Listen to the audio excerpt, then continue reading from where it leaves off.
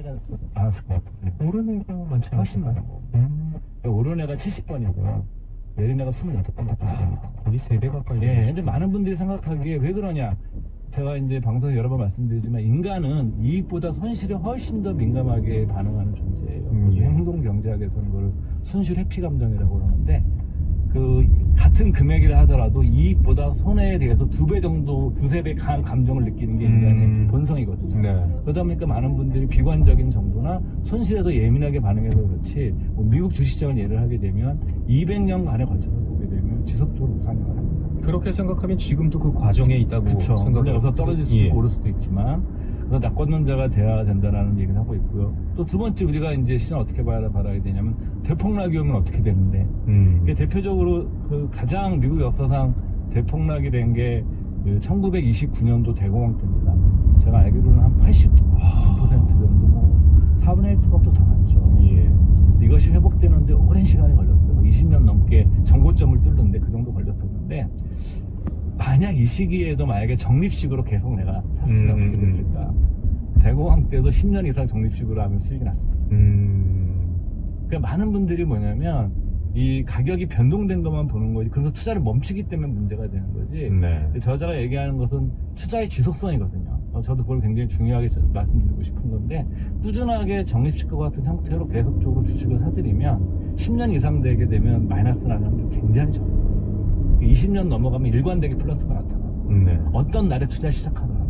그래서 여러분들께서 내가 좀 낙관적인 관점, 그 다음에 지속 가능한 적립식과 같은 투자 방법을 이 책에서 좀 아이들 얻었으면 좋겠다라고 생각했습니다. 네. 자, 이제 좀 더 구체적인 얘기로 들어가 볼 텐데요. 예. 저자는 하루빨리 1억 원을 모아서 배당주 예. 투자를 해야 한다고 얘기를 하는데 예. 어떤 뜻인가요? 우리가 이제 음식도 맛이 있듯이 배당의 맛을 보려면 1억 원 정도는 예, 있어야. 자기 경험을 봤더니 예. 1억 정도 있거나 월 50만 원 정도 배당을 받으면 배당의 맛을 알게 된다. 이런 얘기를 하고 있는 거예요. 예를 들어서 1억 원이다 치면은 별거 아닌 것 같지만 굉장히 큰 돈이죠. 사실은 그 수익률이 예를 들어서 미국의 100대 배당 기업으로 만들어진 그 ETF 같은 지수가 있거든요. 이게 지금 한 제가 알기로는 한 3.5% 정도 배당이 나옵니다. 네. 최근에 좀 떨어졌던데, 그러면 1년 차에는 1억 원을 넣으면 1년 뒤에는 1억 350이 되겠죠. 그 다음에 그 다음 연도에는 1억 712만 원이 되겠죠. 네. 계속 이렇게 복리로, 예. 하겠죠. 근데 중요한 건 뭐냐면 이런 것이 배당도 성장한다는 거예요. 그러니까 3.5%를 주지만 배당도 성장하기 때문에 이게 고정된 것이 아니라 예금처럼 배당 성장률이 뭐 미래는 알 수는 없는 거죠. 과거의 데이터가 미래의 데이터를 대변할 수는 없는 거지만 지금까지 한 10% 정도 성장을 하게 되면 어떤 결과가 10% 성장해왔거든요. 그럼 3.5%가 2배가 되는데 한 7년 정도 되면 이제 내가 1억 넣고 들고 있으면 한 7% 배당을 받아요. 네. 그다음에 또 7년이 지나게 되면 어떻게 되겠어요? 14%. 14%가 맞죠. 네. 한 15년만 버티면 주식으로 14% 임대사업을 할 수가 있는 거예요. 우리가 부동산의 임대사업을 하듯이 주식으로도 10% 넘는 임대사업을 할 수가 있다는 거죠. 저자가 강조하는 건 뭐냐면 이 정도 금액을 가지고 배당 성장을 계속 시켜 나가면서, 두 번째로 여건이 된다 그러면 배당 재투자까지 하게 되면 실질적으로 나중에 이 수익률이라는 게 한 20년 지나고 나면 굉장히 많이 올라가겠죠. 네. 이런 장기적 관점에서 저자는 이제 그 배당 투자를 해라 이런 얘기를 하고 있죠. 예. 배당 투자의 장점을 설명을 해주셨는데 단점은 없나요? 네, 저자도 얘기하고 있지만 이 배당 투자는 정말 재미없는 투자법이에요. 재미없는 투자법이고 내가 뭐 5, 6% 받으려고 기다려야 되거든요. 근데 또 하나 심리적인 측면에서 가장 큰 문제는 포모예요. 포모. 예. Fear of missing out. 남들은 다 부자가 되는데 나만 가난해지는 거죠. 그러니까 이제 막 테슬라, 엔비디아 막 오를 때 쭉쭉 오르잖아요. 배당도 안 오거든요. 그러니까 그러면 사람들이 어떻게 되냐면은 굉장히 남들은 빨리 부자가 되고 있는데 나는 찔끔찔끔 부자가 되고 상대적인 약간 박탈감. 이게 굉장히 어렵다. 그래서 저자가 얘기하는 거는 뭐냐면 배당주만 하지 말고 성장주도 어느 정도 포함을 시키자 이런 얘기를 하고 있고요. 두 번째, 여러분들 배당 투자하실 때 지나치게 고배당 주는 종목들은 피해야 돼요. 배당 성향이라고 그래가지고 한 기업이 1년 동안 벌어들인 돈 중에서 그걸 배당을 하는 비율을 얘기를 하는 건데, 이런 배당 성향이 너무 높고 지나치게 고배당을 주는 종목들은 일종의 기업에 무슨 이상 신호가 있는 거예요. 이런 것들을 상당히 조심하시는 게 좋고요. 세 번째, 배당주의 가장 큰 단점이 또 하나 있습니다. 뭐냐면 배당 컷이에요. 배당 컷이요. 배당금을 배당 컷. 주다가 배당금이 줄어드는 거예요. 그러면 배당주도 성장주 떨어지지 완전 처박힙니다.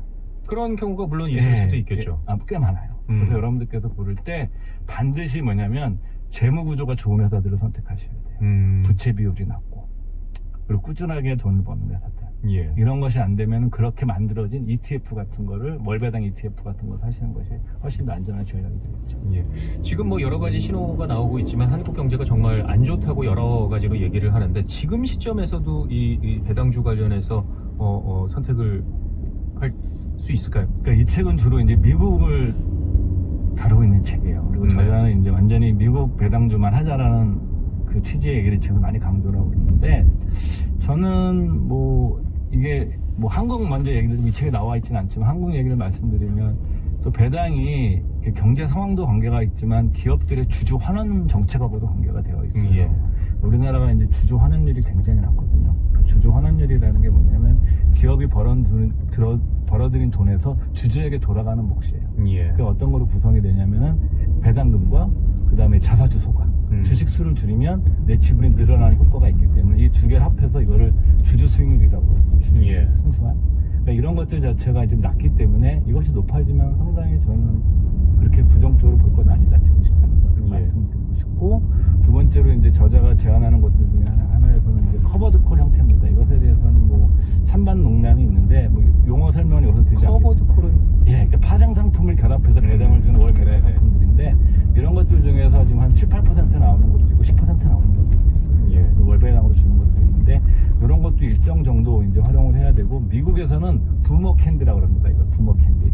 베이비붐 세대들이 은퇴를 했잖아요. 예. 캔디 달콤하잖아요. 그러니까 달콤하게 월 생활비를 뽑아 쓴다라는 의미를 얘기하는 겁니다. 예. 이런 것에도 여러분들께서 많은 비중은 아니지만 그 좀 관심을 가져라. 이 저자도 그렇게 얘기를 하고 있고요.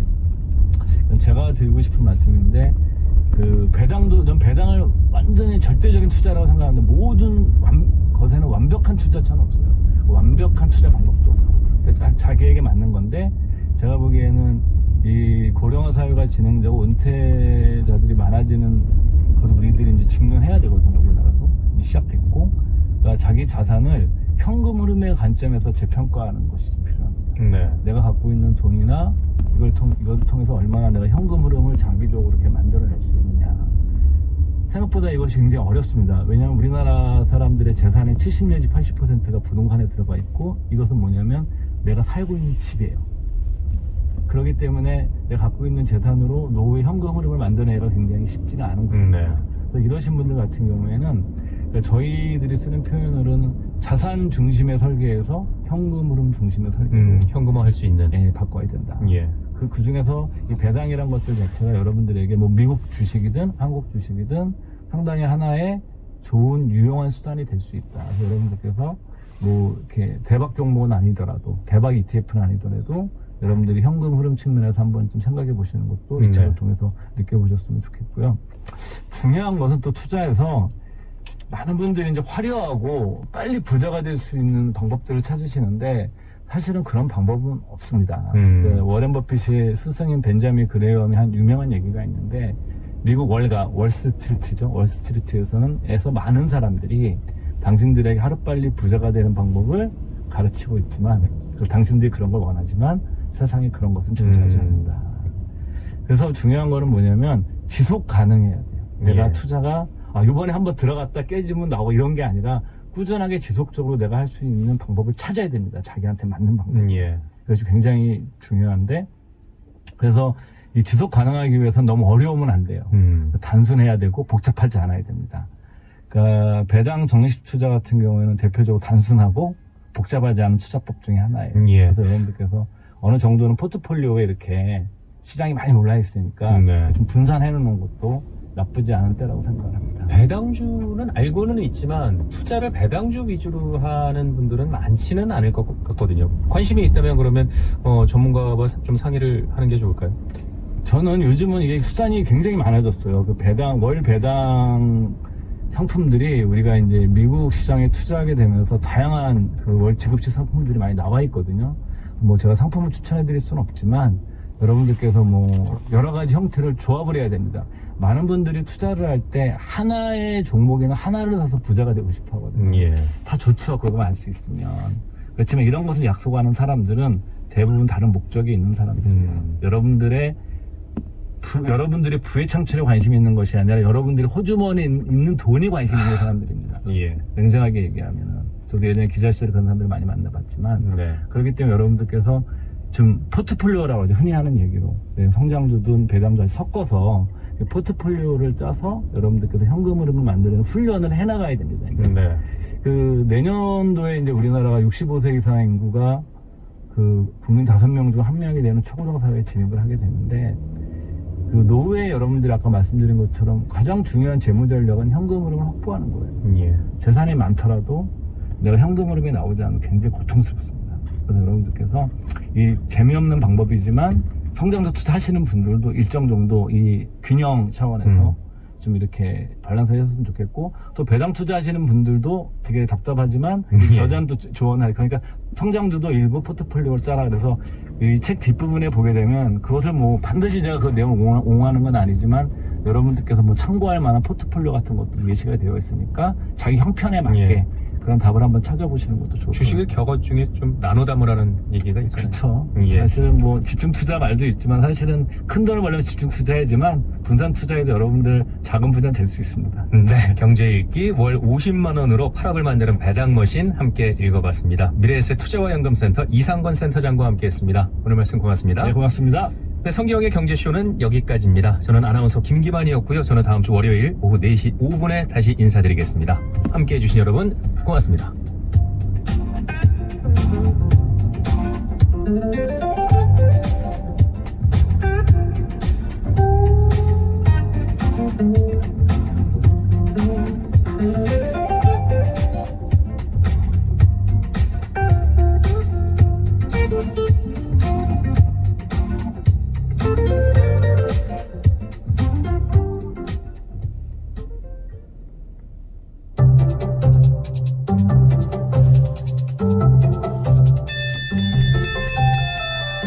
그 시절 12시 점심시간 종이 울리면 과연 오늘의 급식은 뭘까 궁금해하며 달려나갔습니다. 직장인이 된 지금 시계가 정오를 향해 달리면 오늘은 또 뭘 먹을까 작지만 행복한 고민을 합니다. 가장 허기질 시간 낮 12시 20분. 오늘의 뉴스가 궁금하신가요? 다양한 영양소를 골고루 담은 맛있는 뉴스 한 상 차려드리겠습니다. 오늘은 뭐 들을까 고민하지 마세요. 월요일부터 금요일 낮 12시 20분 언제나 이곳에서 당신을 기다리고 있는 세상의 모든 정보 아나운서 전주리입니다.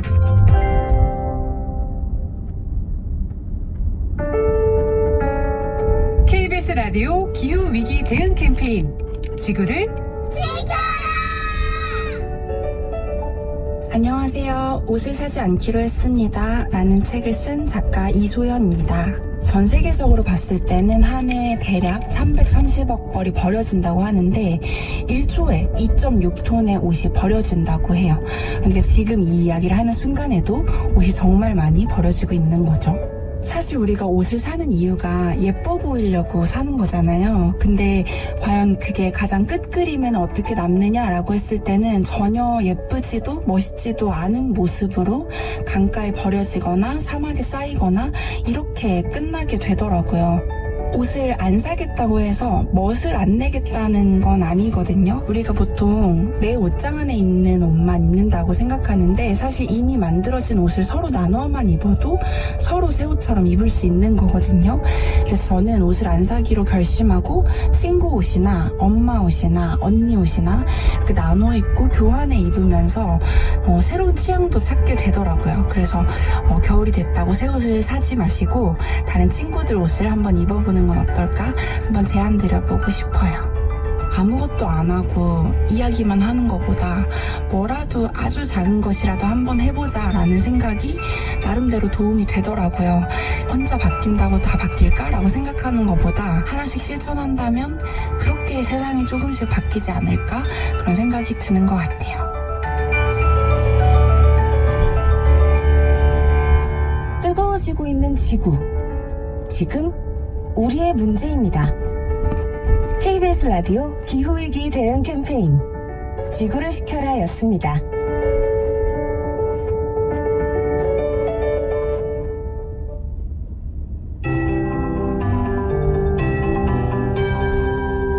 KBS 58분 날씨. 오늘 밤부터 내일 오후 사이 전국 대부분 지방에 비 또는 눈이 내리겠습니다. 내일까지 서울과 인천 포함한 경기도, 강원도, 전남 서해안 쪽, 경북 지역으로 1에서 5cm의 눈이 예상되고요. 그 밖에 중부지방 3에서 10cm, 또 전북 동부와 강원 내륙, 강원 산지 쪽도 최대 10cm 정도 보고 있습니다. 제주 산지에는 최대 15cm, 울릉도 독도 최대 30cm의 폭설이 예보되어 있습니다. 이렇게 내일 새벽부터 오전 사이에는 중부와 전북 동부에 짧은 시간 동안 1에서 3cm의 강하고도 많은 눈이 쏟아지겠습니다. 취업 시간대가 겹쳐서 피해 없도록 각별히 주의해 주셔야겠고요. 빙판과 도로 살얼음도 많이 형성되겠습니다. 교통안전에도 유의하셔야겠습니다. 경기 서해안과 제주 등의 눈이 먼저 시작되겠고 밤에는 서울을 포함해 전국 곳곳으로 확대되겠습니다. 중부와 경상권은 내일 오후부터 맑아지겠고요. 내일 낮부터 북서쪽에서 찬 공기가 남하에 추워지겠습니다. 모레 아침 기온은 내일보다 5에서 10도 정도 큰 폭으로 떨어져서 중부를 위시해서 영하 10도 안팎까지, 강원 산지는 영하 15도 내외로 떨어지겠습니다. 먼저 내일 아침 기온은 서울 영하 1도 등 영하 4도에서 영상 5도, 낮 최고 기온 서울 2도 등 1도에서 9도가 되겠습니다. 내일부터 대부분 해상의 파도도 높아지고 바람도 강해집니다. 지금 서울의 기온 2.3도입니다. 강혜종입니다.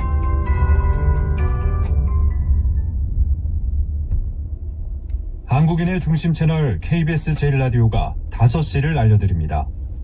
AM 891kHz, FM 103.7MHz, KBS 부산 제1라디오입니다. HLKB.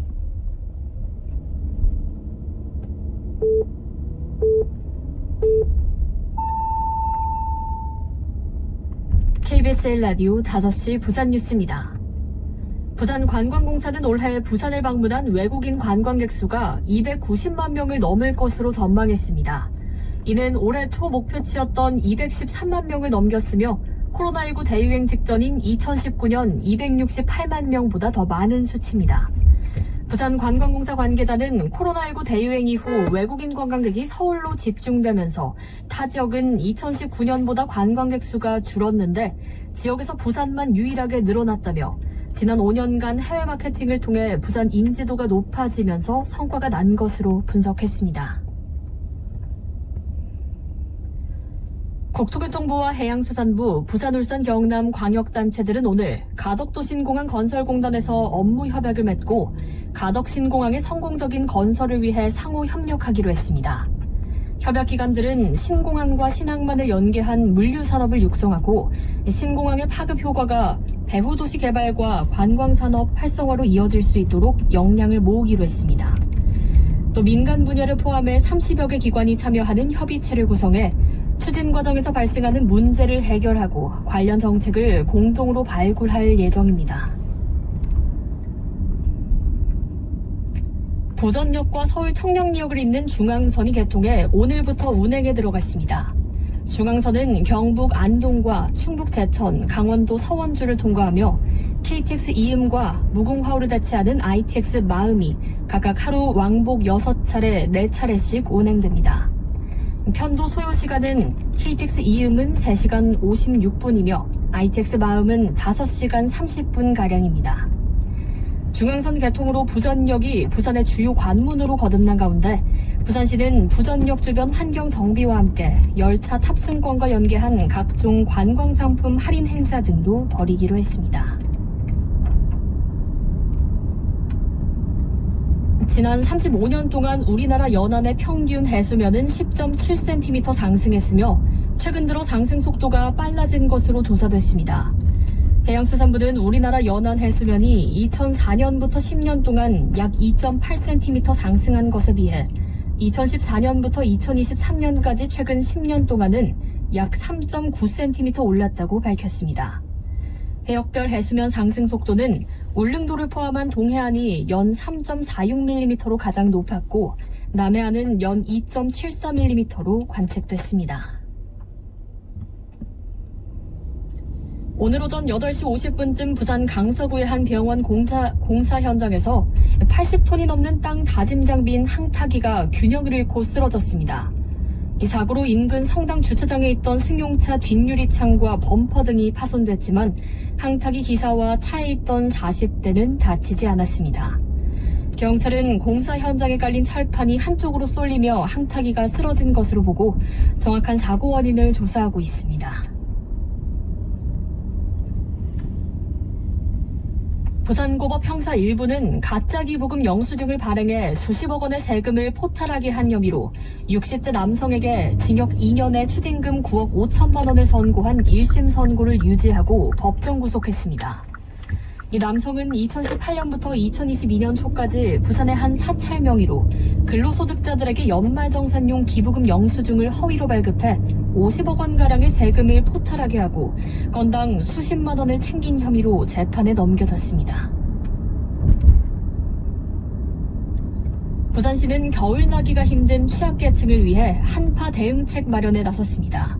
홀로 사는 어르신과 쪽방 주민 등을 찾아가 난방시설 작동 여부와 화재 대비 시설을 점검하고 노숙인 공동대응반도 운영에 들어갔습니다. 또 임시 주거비와 경로당 운영비도 추가 지원합니다. 부산시는 한파에 노출되기 쉬운 취약계층을 30여만 명으로 추산하고 있습니다. 에어부산은 사랑의 기내모금 활동과 사내 출연금을 더한 3천만 원을 대한적십자사에 전달했다고 밝혔습니다. 이 기부금은 지역 내 취약계층 어린이들의 의료 지원비와 난민 구호기금으로 사용될 예정입니다. 오늘 부산지방 구름 많은 하늘 보이고 있습니다. 내일은 가끔 구름 많겠고 당분간 대기가 건조하겠습니다. 내일 아침 최저기온은 4도, 낮 최고기온은 9도입니다. 부산지방 현재 기온 7.8도입니다. KBS 1라디오 5시 부산 뉴스를 마칩니다. 지금까지 아나운서 목지원이었습니다. KBS.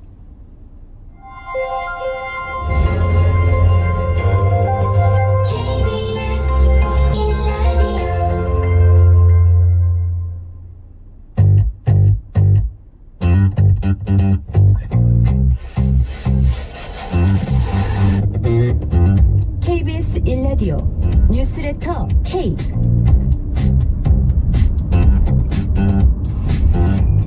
안녕하세요. 뉴스레터 K 진행하는 전종철입니다.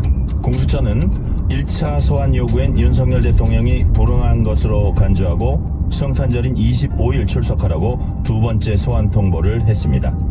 헌법재판소가 윤석열 대통령에게 보낸 탄핵 심판 관련 서류가 닷새째 미배달 상태인 것으로 확인됐습니다. 민주당은 한덕수 대통령 권한대행을 향해서 내란 특검법과 김건희 여사 특검법을 수용하고 국회 추천 헌법재판관을 임명하라고 거듭 촉구했습니다. 국민의힘이 국회의장과 야당 대표가 제안했던 민생과 안보를 위한 여야정 협의체에 참여하겠다고 밝혔습니다.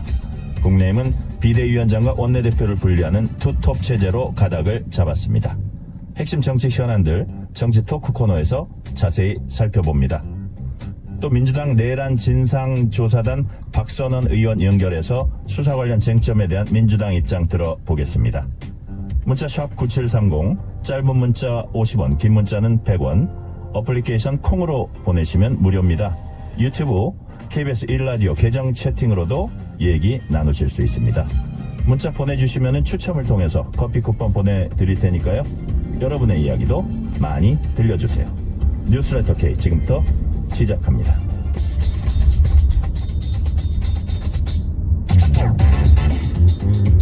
오늘 하루 가장 뜨거운 뉴스들만 골랐습니다. 뉴스레터 K 정치 토크 정광재 국민의힘 대변인, 조기현 민주당 법률위 부위원장 나오셨습니다. 어서 오세요. 네, 반갑습니다. 정광재입니다. 공조수사본부가 윤석열 대통령에게 2차 출석 요구서를 보냈습니다. 25일 성탄절에 출석하라고 요구했습니다.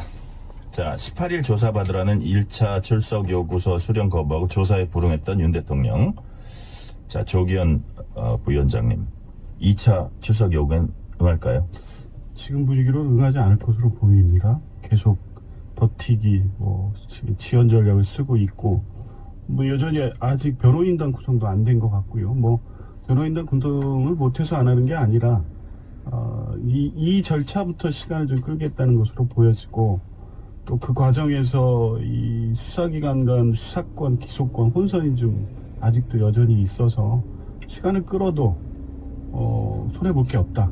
이후 법률적 대응에서 문제될 게 없다고 보는 것 같고, 그 사이에 이제 석동현 변호사 같은 분이 대리한다는 입장을 내면서 이 내란 또 비상계엄은 위헌 위법이 아니다라는 내용을 계속 발표하고 이런 방식으로 시간을 끌 것 같아요. 결국 이제 지지자들한테 호소하는 방식. 그래서 이번에도 역시 출석하지는 않을 것 같은데, 어쨌든 이번에도 만약에 불응한다면 공수처에서는 강제 절차를 고민하지 않을 수 없는 단계가 된 것 같습니다.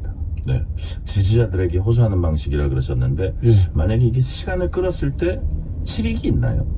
어떤 그 이해득실이 있나요? 일단은 그 법리적 주장을 하는 걸 보면 내란죄가 성립되지 않는다는 주장도 그렇고 비상계엄이 위헌이 아니라는 주장도 그렇고, 저는 이게 법리적 검토를 통해서 충분히 법리적으로 가능하다. 그 탄핵도 기각이 가능하고 내란죄도 성립되지 않을 수 있다라고 판단하는 것 같지 않아요. 네. 그러니까 계속 이 사실관계가 맞지 않는 주장을 하는 것은 결국 이렇게 지체를 하면 헌법재판 같은 경우에는 특히 구성의 문제도 있고 시간 절차의 문제도 있고, 이러는 과정에서 혹시라도 여론이 바뀌면 헌법재판소 또 재판관들이 영향을 받을 수도 있고, 이런 걸 기대하는 전략이 아닐까 싶은 거죠. 네. 자, 정광재 대변인. 네. 윤 대통령 혐의로는 내란 우두머리와 직권남용 권리행사 방해 혐의가 적시됐습니다. 석동현 변호사 기자회견에서 윤 대통령의 계엄 선포가 내란에 해당하지 않는다 이렇게 거듭 주장을 했고, 자, 석 변호사는 윤 대통령이 체포의 채자도 꺼낸 적이 없다 이렇게 했습니다. 군 관계자나 이 경찰 수뇌부들 지금 구속된 분들의 발언하고 좀 배치가 되는데, 이런 부분 어떻게 보세요? 우선 윤석열 대통령이 이 출석 요구서를 보내도 응하지 않는 것은 저는 지난